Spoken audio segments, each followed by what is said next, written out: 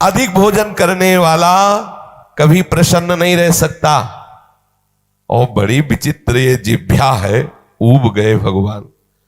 रोज इसे पवाओ, लेकिन रोज नए नए पदार्थ, पेट बढ़ता चला जा रहा है, मांस पेशियां बढ़ती चली जा रही, कब्ज बढ़ती चली जा रही है, और जिह्वा खाते खाते बूढ़ी होने जा रही, फिर भी और खाओ और खाओ, पता नहीं कब तक खाओ खाओ खाओ। पूरे अनंत जन्म व्यतीत होते जा रहे खाते। रोज रोज विचार, नए विचार, आज ऐसा हो तो आज ऐसा हो, आज इसका चिल्ला हो तो आज उसका, मतलब पूरा बैठे बैठे अष्टयाम सेवा का चिंतन नहीं होता।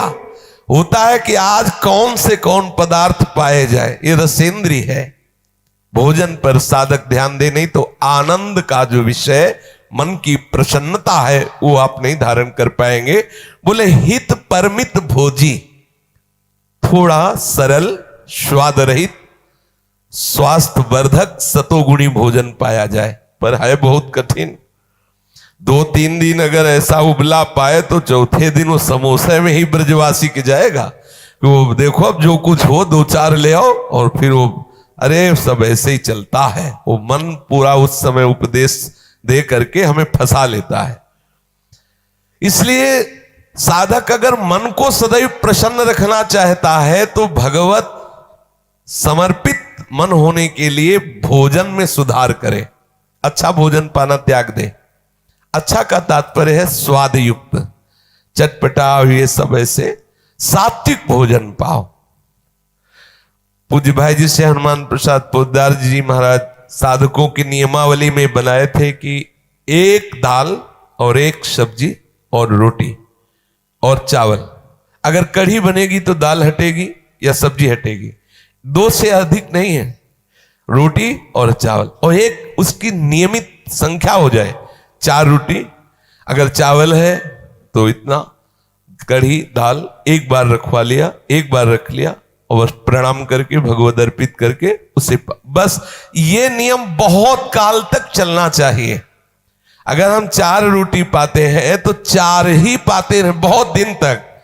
अब यहां तो देखे कि कै बच रहे हैं, बोले 2 गुलाब जामुन 2 लड्डू बच रहे, बोले रुको थोड़ा टहल लेते हैं, फिर टहल के बैठ के फिर उनको दो, तो मन प्रसादा स्थिति को प्राप्त नहीं हो पाएंगे। थोड़ा सावधान रखिए, अपनी जिह्वा को, अपने भोजन पाने के नियम को एक सीमित रखिए। बोले हित परमित भोजी, मना प्रसादा सौमत्यम के लिए हमें चाहिए कि थोड़ा भोजन, बहुत बहुत लाभदायक है थोड़ा भोजन, पक्का समझना। बहुत आनंद का अनुभव होता है। कभी कभी बहुत गुस्सा आती है इस जिह्वा पे कि पूरा जीवन बर्बाद कर देती है, कभी भजन चैन से नहीं करने देती। देखो थोड़ा भोजन पाओ, जितने से आपको भोजन का ध्यान न रहे। 2 बातों में भोजन का ध्यान, अधिक पा लिया तो पेट का ध्यान रहता है कि बहुत, अब वो कैसे पचावे, ऐसे ऐसे सब उपाय करता रहता है।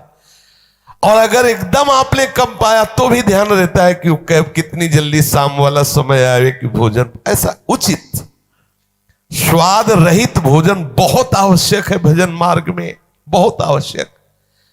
ये अधिक मीठा, चटपटा, खट्टा, ये वो सब कामोत्तेजना पैदा करता है, कब्ज बनाता है, मन को चंचल करता है, कई तरह के भयानक ऐसे दोष जो हमारी साधना में हानिकारक है। पक्का समझ लीजिए, ये अनुभूत बात कहते हैं। भोजन जितना सरस होगा भजन उतने चौपट होगा, पक्का समझ लो। सात्विक और सरल भोजन, हमने गुरुजनों को देखा है, जीवन हो गया 2 रोटी से तीसरी नहीं पाई। 10 वर्ष उनकी सेवा में रह के देखा, 2 रोटी से कभी तीसरी नहीं पाई। जीवन हो गया गुरुदेव को, जीवन हो अपने हाथ से बनाना, और कभी हमने तीसरी रोटी पाते महाराज जी को नहीं देखा। 2 रोटी सब्जी बनाया, भोग लगाया श्री जी को, और अगर तीसरी बनी है तो प्रसाद में बटेगी। आपको केवल 2 ही पाते देखा है। शाम की थोड़ा दूध ले लिया, बहुत सूक्ष्म। तो आप देखा है रात रात भर बैठे रो रहे हैं श्री जी के, कोई पद चल रहा है या तो नाम में डूबे हुए, जब देखते तो हृदय जलता, कैसी रसमय स्थिति, हाय मेरा जीवन व्यर्थ जा रहा है, हम कब इस भाव को प्राप्त होंगे।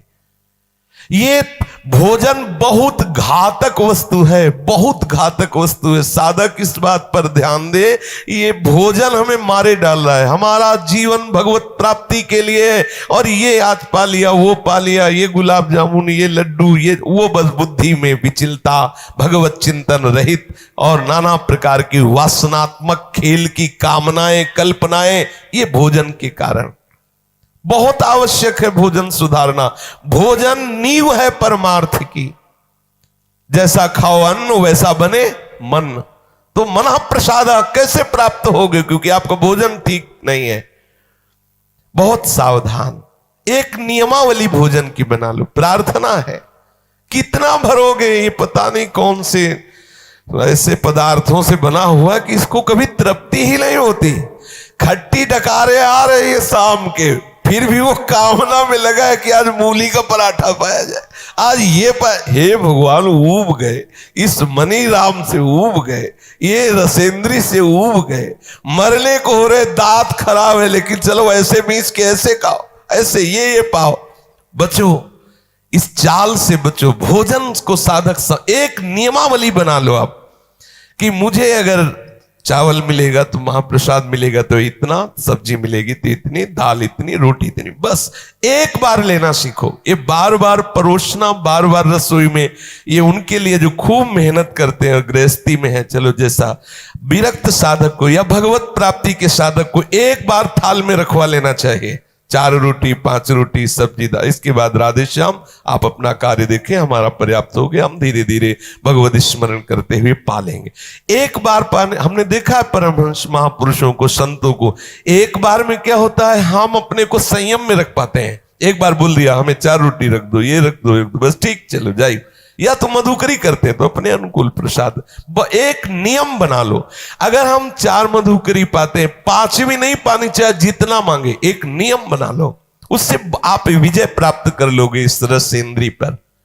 यदि मन को सदैव प्रसन्न रखना है, भगवदाकार रखना है, भगवत चरणारविंद के चिंतन में मगन रखना है, तो हित परमित भोजी, आपका भोजन बहुत ठीक होना चाहिए, नियमित होना चाहिए, परमित होना चाहिए, एक नियमावली के अंतर्गत होना चाहिए। पक्का समझ लो, वो नियमावली कई वर्षों तक बराबर एक जैसी चले। देखो, आपकी एक अवस्था आ जाएगी आनंद की, बड़ा आनंद का विषय है।